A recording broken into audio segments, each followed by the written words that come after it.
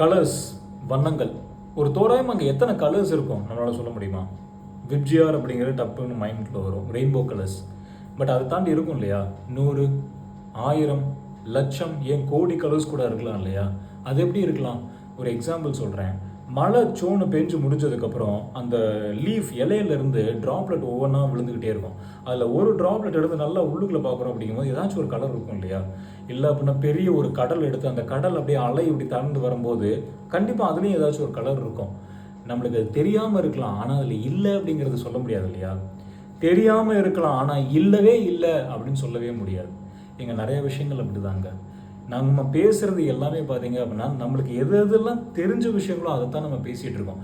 இதுதான் கலாச்சாரம், இதுதான் உலகம், இதுதான் இயற்கை, இதுதான் அறிவு, இதுதான் கடவுள், இதுதான் பிரபஞ்சம், இதுதான் களவு, இதுதான் ஆணினம், இதுதான் பெண்ணினம், இதுதான் மக்கள், இதுதான் பூலோகம், இதுதான் பிரபஞ்சம் அப்படிங்கிற மாதிரிலாம் இதுதான் அப்படின்ட்டு இந்த சின்ன அறிவுக்கு எதெல்லாம் தோணுதோ எதெல்லாம் தெரியுதோ அதை பற்றி தான் பேசிகிட்டு இருக்கோம். ஆனால் இதை தாண்டி பல விஷயங்கள் இருக்குது. நம்மளால் அதை பார்க்க முடியல, நம்மளால் அதை உணர முடியல, ஆனால் இருக்குது, கண்டிப்பாக இருக்குல்ல. நம்ம பேசுகிறது வேணால் கண்டிப்பாக ஒரு கேளிக்கை பொருளாக இருக்கலாம் இப்போ நான் பேசுகிறது, ஆனால் நல்லா யோசிச்சு பாருங்க, இங்கே நிறைய விஷயங்கள் இருக்குது.